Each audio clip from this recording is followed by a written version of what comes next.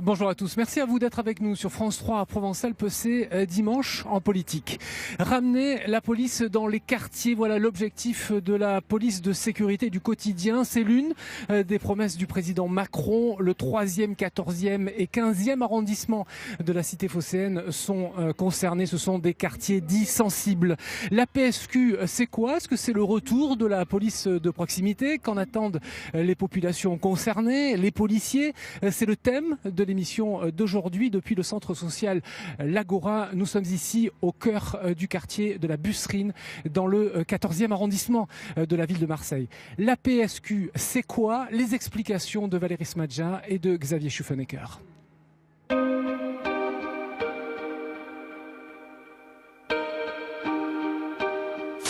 Commissariat du 3e à Marseille. Il devrait bénéficier de moyens supplémentaires.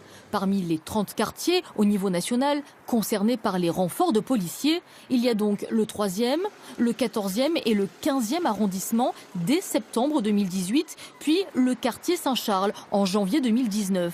Des policiers supplémentaires donc, mais aussi des tablettes pour les contrôles d'identité et des caméras sur le torse de certains fonctionnaires. On n'a pas les chiffres précis aujourd'hui du ministre, mais il semblerait qu'on s'oriente sur 25 personnes sur Marseille. Alors on va voir si le ministre parle de 25 personnes dans les cités. L'annonce est faite quartier Félix Piat dans le 3e à Marseille. Parce que le quartier il est calme en ce moment. Et ça ne sert à rien d'avoir beaucoup de policiers.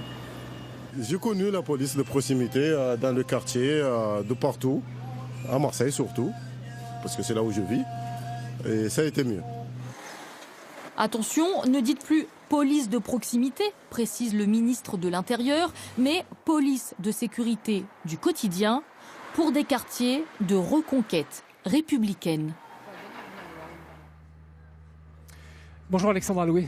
Bonjour. Vous êtes députée de la 3e circonscription du département des Bouches-du-Rhône, c'est-à-dire ici, 13e, 14e arrondissement. Guillaume XVI, bonjour. Vous êtes le directeur du centre social L'Agora, ici au cœur de la Busserine. Nous sommes dans un quartier dit sensible. Est-ce que c'est une qualification qui vous déplaît ? Oui, la qualification me déplaît parce que le terme est violent, il est dur et j'ai la chance de ne pas vivre que ça. Derrière vous, il y a le centre aéré. Et... on voit et on entend. Voilà. Des gamins une qui centaine d'enfants qui jouent et qui sont s'éclatent. déchaînés.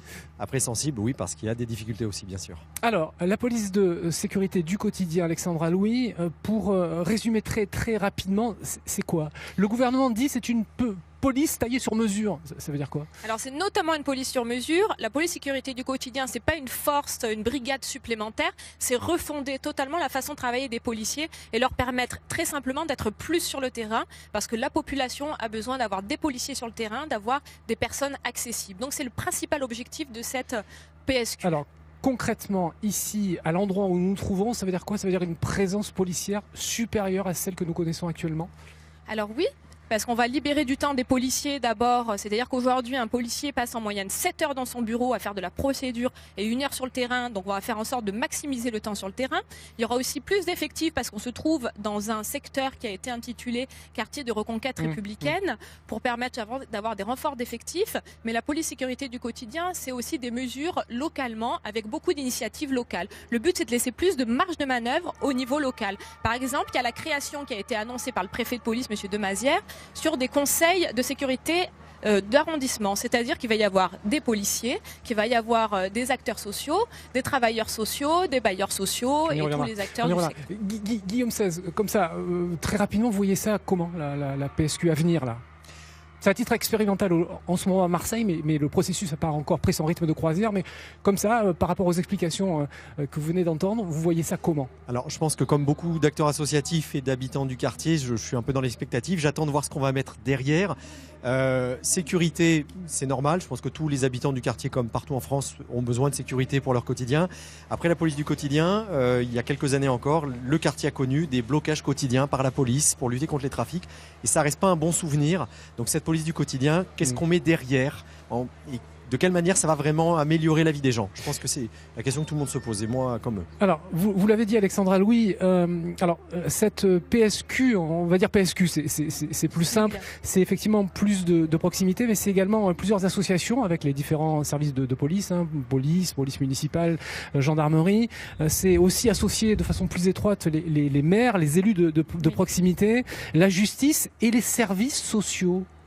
Est-ce que vous pensez qu'effectivement, les services sociaux, dans ce cadre-là, ont un rôle à jouer? Et évidemment, je vous demanderai votre avis juste après. Alors d'abord, je crois que la sécurité n'est pas que l'affaire de la police, la sécurité est l'affaire de tous. C'est l'affaire des citoyens et c'est important, c'est qu'il y a l'aspect répression de la police, mais la police a besoin de travailler en partenariat. Elle a besoin de travailler main dans la main avec les acteurs sociaux. Il faut créer un dialogue parce que c'est ainsi qu'on garantit la sécurité de nos concitoyens. Donc il y a un vrai travail partenarial et Gérard Collomb l'a rappelé de façon précise. Un des aspects de la police de sécurité du quotidien, c'est une police partenariale avec la police municipale, les travailleurs sociaux, les bailleurs. C'est vraiment un travail de maillage. Vous vous sentez de travailler avec la police, Guillaume Sez, c'est-à-dire de faire remonter des informations finalement, hein? On a déjà des collaborations avec l'UPU qui existe à Marseille. L'UPU, c'est alors l'unité de prévention urbaine, une intervention de police très spéciale d'échange et qui intervient pour discuter notamment avec les jeunes quand on les sollicite.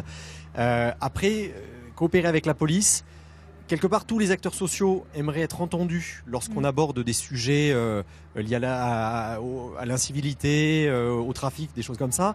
Maintenant, collaborer dans des quartiers comme le nôtre, c'est compliqué. Après 15 ans de police violente, ça peut même être dangereux pour les acteurs de terrain. Vous dites police violente, qu'est-ce que vous entendez par là? Depuis une dizaine d'années, je l'ai vu moi dans mon quartier et puis ça se voit aussi dans les quartiers en difficulté en général et dans les quartiers populaires. Oui, l'action de la police est vue comme violente et sans discernement. Une intervention policière dans un quartier comme la Busserine, on a le sentiment que tous les habitants sont coupables, tous coupables de quelque chose, donc des comportements hautains, durs et violents, même parfois dans des arrestations qui ne le nécessitent pas nécessairement. Alors on aura un policier, hein, et évidemment un petit peu plus tard dans l'émission, à qui je vous en prie, qui interviendra sur ce point-là. Je vous en prie. Je pense qu'avant tout, avant de développer la coopération, il faut développer le dialogue et c'est absolument essentiel entre la population et les policiers. Mais et les associations. C'est ce qu'avait tenté de faire la police de proximité. Oui, mais le but, là, c'est aussi trouver où il y a eu des échecs. Le problème, c'est qu'on a une police qui était concentrée sur une logique de chiffres, avec des moyens qui n'étaient pas satisfaisants. Aujourd'hui, le but, c'est de redonner les moyens à cette police d'être sur le terrain. Le but, c'est aussi... PSQ, elle doit aussi jouer au foot avec les gamins de quartier, pour reprendre une expression célèbre. Je pense que c'est un peu réducteur de dire qu'elle va jouer au foot. Le premier rôle de la police, c'est oui, de faire du répressif, mais c'est aussi de faire du contact avec la population et d'être en relation. Parce que oui, si un jour les policiers... D'ailleurs, il y a le Centre Loisirs Jeunes à Marseille qui marche très bien avec les policiers et qui permet justement de créer ce contact en dehors de toute répression entre les policiers et les plus jeunes. Ça marche parce que finalement, très souvent, on ne se connaît pas et parce qu'on ne se connaît pas, on ne se comprend pas. Guillaume Sez.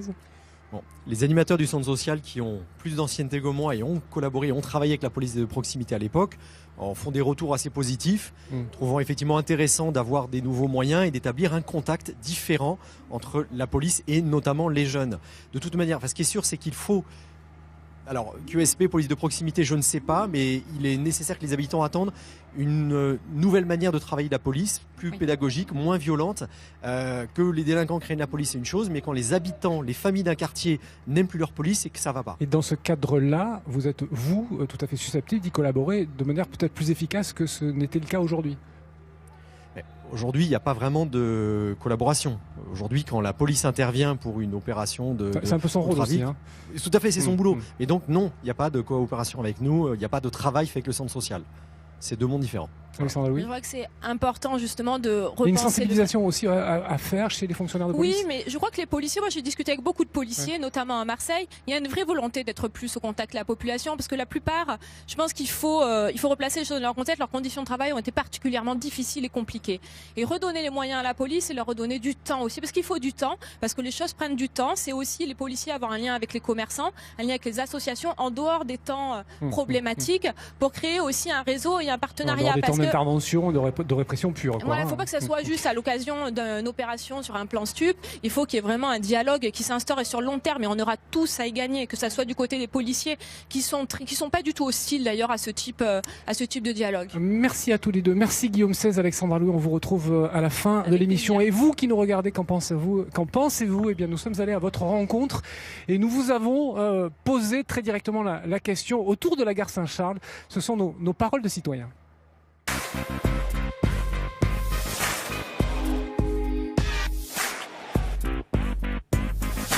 Faut-il augmenter les effectifs de sécurité dans les quartiers difficiles? Honnêtement, je pense que oui. il faudrait. Parce que par exemple dans mon quartier, il y a beaucoup de ce qu'il y a drogue, la violence. Il n'y a pas longtemps, j'ai vu avec ma petite sœur, il y avait un homme qui se faisait agresser dans mon quartier devant les enfants. Donc oui, il y aurait besoin de plus de policiers. Après, je sais que quand la police elle vient, ça se calme et 2-3 semaines après, ça revient. Donc ils peuvent être efficaces si c'est à longue durée. Je pense qu'il faut agir et la seule chose, c'est pas de les abandonner.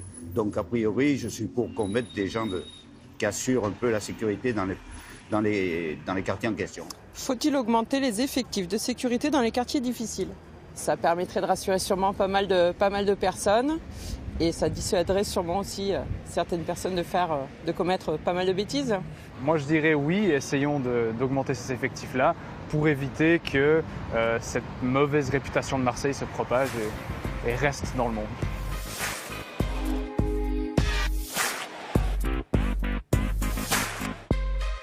Plateau. Yamina Hellel, bonjour. Yamina Hellel, vous êtes membre de l'association des locataires et cadres de vie de Saint-Barthélemy. Merci à vous d'avoir accepté notre invitation. Chadali Ali Hamadi, bonjour. Vous êtes membre des jeunes du collectif jeune de l'Agora. Tiens, je vous pose la première question à vous.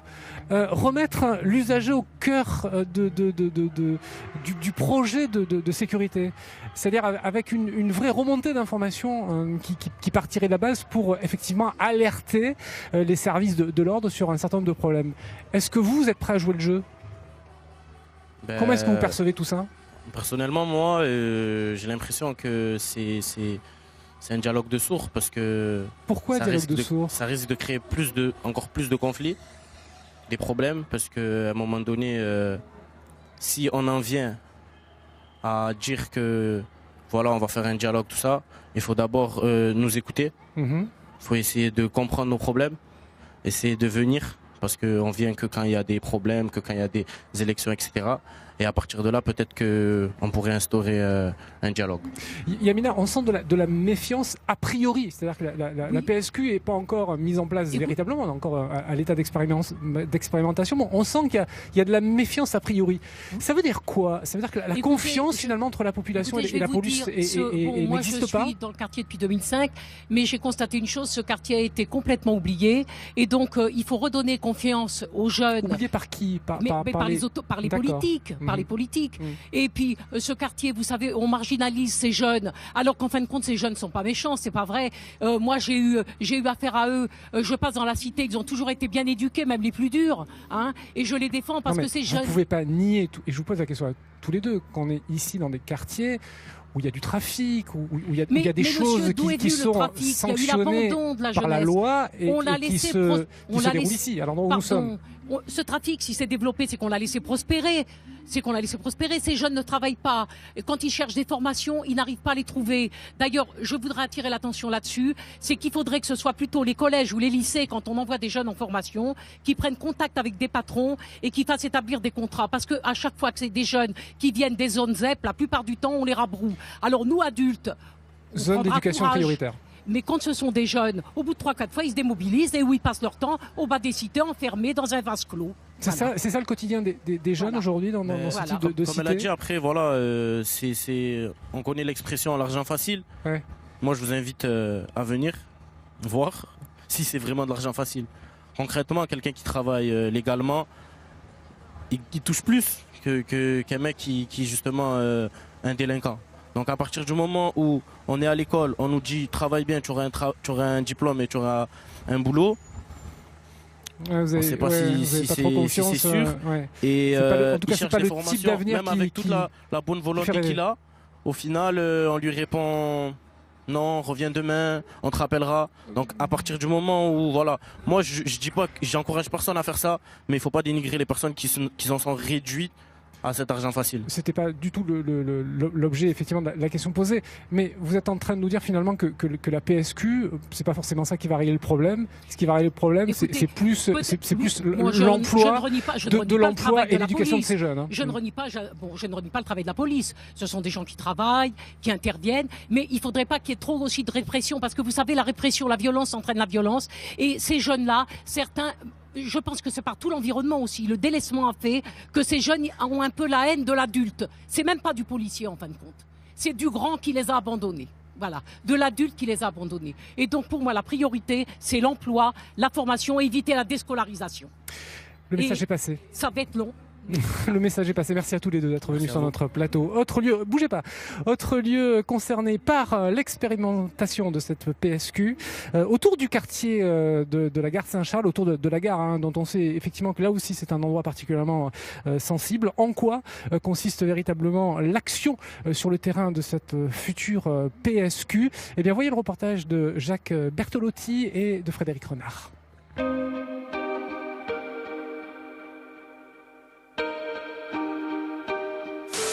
Aujourd'hui, gare Saint-Charles, les usagers n'y ont vu que du bleu. Il s'agissait de présenter la police de sécurité du quotidien, avec les nouveaux moyens numériques embarqués par les équipages, comme la tablette Néo qui les relie instantanément au fichier. Ça permet de ne pas faire attendre trop longtemps la personne que nous contrôlons, et ça nous permet, nous aussi, de travailler beaucoup plus vite et plus sereinement. Mais la police de sécurité du quotidien, c'est surtout une nouvelle façon de fonctionner, plus proche de la population et des acteurs de terrain, pour une meilleure remontée des informations et une collaboration accrue entre services. Quant aux renforts prévus dans 2 secteurs clés, les 3e, 14e et 15e arrondissements d'une part et les alentours de la gare Saint-Charles de l'autre, ils seront déployés en 2 vagues, 25 à 30 fonctionnaires supplémentaires en septembre 2018, autant en janvier 2019. Sarah Boussena, bonjour. Vous êtes fonctionnaire de police. Vous appartenez au syndicat Unité CGPF Police. Merci à vous d'être venu sur notre plateau. Djamila Mostefa, bonjour. Merci également d'être avec nous. Vous êtes membre de l'association des parents d'élèves du groupe scolaire La Busserine. Votre sentiment sur la PSQ? Vous avez démarré l'émission juste avant qu'on démarre véritablement l'émission. On vous a senti très remonté, hein? Très remonté, je sais pas. Par contre, je pense pas que la PSQ soit la solution. Pourquoi? Parce que s'ils sont là que pour de la répression, je pense pas que ça marchera. Mais là, est-ce qu'il y a pas... C'est vous à l'échec. Oui, non, mais je posais la question tout à l'heure à la dame. Est-ce qu'il n'y a pas un jugement a priori? C'est-à-dire que peut-être faut attendre que le travail soit effectif avant de juger. Il n'y a pas que ça.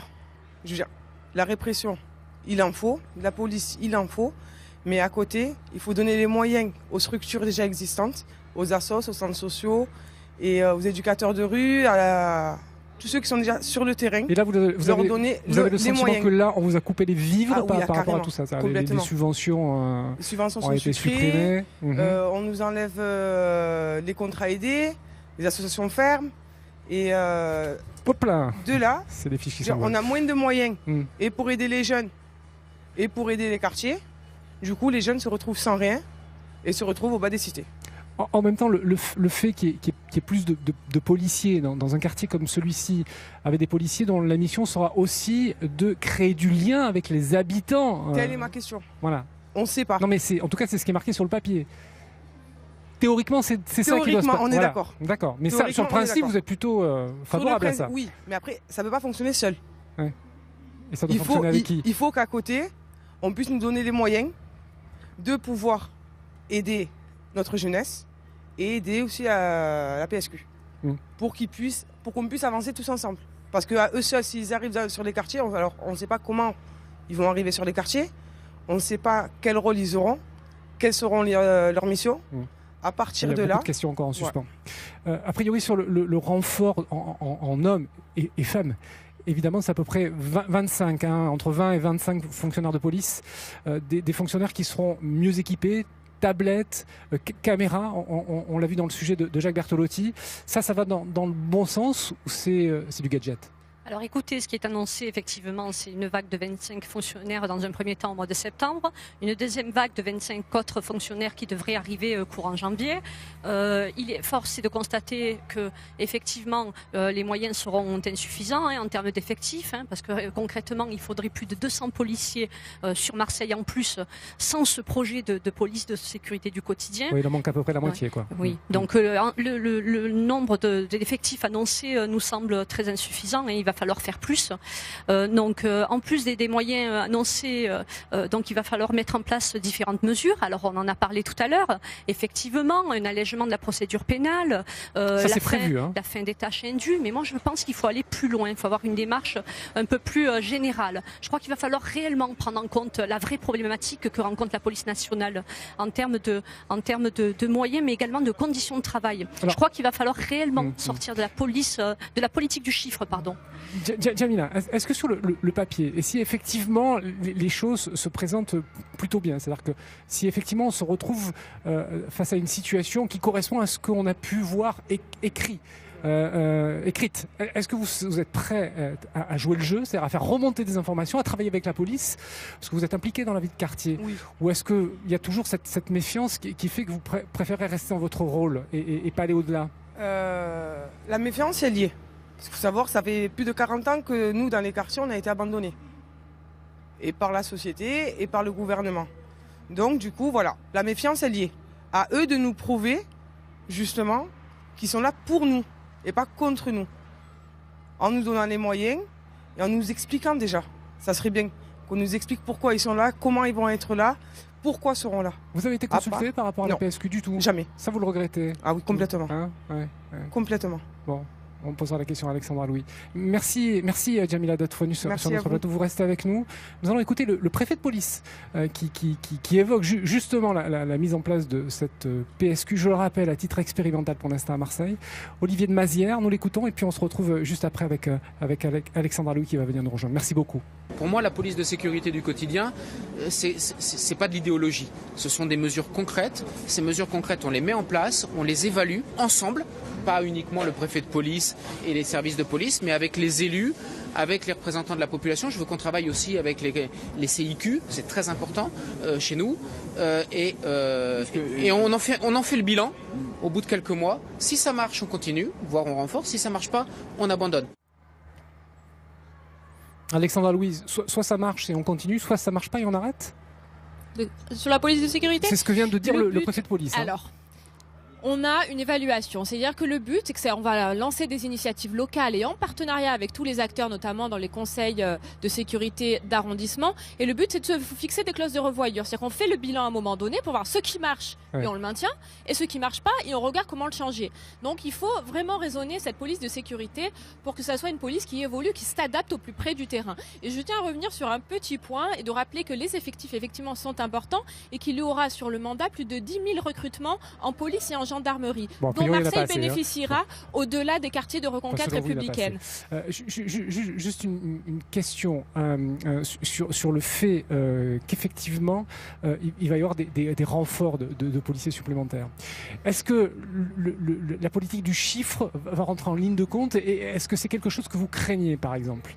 Et est-ce que c'est un phénomène qui pourrait faire dévier de sa trajectoire le projet initial? Mais écoutez, c'est primordial. Hein. Si on reste effectivement dans la politique du chiffre avec ce système de statistiques, mais également de primes au mérite, de performance et de résultats, on est convaincu que la police de sécurité du quotidien ne fonctionnera pas. Je pense qu'il faut également prendre en compte le quotidien du policier. Les conditions de travail sont de plus en plus difficiles. Nos collègues de terrain sont confrontés à des vagues de violence inouïes. Malheureusement, sur Marseille, l'actualité a encore fait parler puisque les collègues ont été agressés dans une cité il n'y a pas plus tard que 2 jours. Donc aujourd'hui, le message est le suivant. Si on veut que la police de sécurité du quotidien fonctionne, il va falloir réellement s'intéresser au quotidien du policier. Alors tout à l'heure, je parlais effectivement d'une collaboration entre différents services, la gendarmerie, les douanes, la police municipale, la police nationale avec la police municipale et les services de sécurité privés. Oui, effectivement. Comment est-ce que vous voyez ça mais comment est-ce que vous voyez ça? Écoutez, je vois ça d'une manière tout à fait favorable, dans le sens où il va falloir, pour décharger nos collègues de terrain des missions indues, avec des gens qui vont avec des gens qui peuvent avoir un casier, avec des gens qui peuvent avoir un casier, avec des gens qui sont pas des professionnels de la sécurité. Par contre, des exigences de formation. Il va falloir contrôler ces sociétés privées qui interviendront et qui s'occuperont de ces missions qui sont indues aux collègues. Avec la police de proximité, il y avait eu des adjoints de sécurité et on s'était aperçu qu'il y avait des adjoints de sécurité qui avaient des casiers. Donc effectivement, c'est peut-être une mésaventures à éviter. Donc il y aura un contrôle, vous êtes sûr de ça? Parce que c'est vrai que sur le papier, c'est très surprenant. La profession en matière de sécurité sont particulièrement réglementées et il y a un renfort de formation qui est exigé puisqu'on leur donne plus de prérogatives. Je rebondis juste sur la politique du chiffre, vous avez parfaitement raison. Et le ministre de l'Intérieur l'a rappelé, il faut en finir totalement. Et c'est le but de cette police de sécurité du quotidien, c'est d'en finir avec cette politique du chiffre qui a trop gêné le travail des policiers. Tout à fait. Donc je rebondis sur ce que vous dites. Effectivement, la politique du chiffre, mais également les conditions de travail. Bien sûr. Je crois qu'il va falloir prendre en compte réellement les besoins des policiers. C'est en ce sens que le budget des équipements a augmenté, notamment en investissement de 16% par rapport à 2017. L'attente des policiers, on ne répond pas mais une des avec craintes de la PSQ, c'est d'être comme ça, aux attentes des policiers. La crainte de la PSQ, c'est de livrer presque en pâture, j'allais presque dire, des fonctionnaires de police dans avec de nouvelles missions. Des nouvelles missions et dans des zones qui sont des zones effectivement très sensibles. C'est ça. Les policiers sur leur mission, justement, sur leur cœur de métier et qui perdent moins de temps avec des tâches indues et une lourdeur administrative qui paralysent beaucoup le travail des policiers. Quand un policier s'engage, et je crois que vous parlez sous votre contrôle, il s'engage pour être sur le terrain et pas pour remplir des tableaux Excel ou faire des rapports ou des PV à n'en plus finir. Tout à fait, il va falloir alléger la procédure pénale notamment. Alors c'est Manuel Valls qui avait mis en place les zones de sécurité prioritaires et effectivement là aussi on se trouve dans un lieu qui était intégré à ces zones-là avec des moyens supplémentaires affectés aux policiers. Pourquoi est-ce que ça n'a pas marché hier et ça marcherait demain avec les PSQ, Alexandra Louis? Je pense que c'était pas suffisant et que la réforme qui a jamais été faite avant, c'est aller au fond des choses. La PSQ, c'est vraiment revoir le travail des policiers. Il faut quand même rappeler la méthode qui a été adoptée par le ministère de l'Intérieur, c'est de consulter les policiers et gendarmes. Il y a beaucoup de policiers qui m'ont dit c'est la première fois qu'on nous demande notre avis et notre ressenti sur notre travail de tous les jours. Donc c'est vraiment un travail qui est parti du terrain. Les élus aussi ont été consultés et le but c'est vraiment de transformer en fond cette profession. C'est pas de faire des mesures et de l'ajustement. Ça fait des années qu'on fait ça ne fonctionne pas. Alors, il faut une véritable transformation des missions, pas des missions de la police, mais en tout cas de leur façon de travailler. Très rapidement, il reste 30 secondes d'émission. Sarah Boussena, Gérard Collomb, votre ministre de tutelle, dit Marseille, c'est un cas particulier. C'est un cas particulier, Marseille? Oui, effectivement. Marseille a une spécificité de par sa population. Il va falloir en tenir compte. Il va falloir réellement apporter des effectifs, améliorer les conditions de travail. Et les policiers sont demandeurs. Ils ne demandent que ça. Aujourd'hui, qu'on leur donne les moyens de pouvoir faire leur travail correctement avec la protection nécessaire qu'ils méritent. Eh bien, c'est une affaire que nous suivrons avec beaucoup d'attention. Merci à toutes les deux d'être venues sur notre plateau. On se retrouve la semaine prochaine sur France 3 à Provence-Alpes. Même heure, même adresse, à partir de 11h30 dimanche prochain. Il sera question de l'économie des cures, un tout autre sujet. Et nous serons depuis Gréoux-les-Bains dans le département des Alpes de Basse-Provence. Merci beaucoup.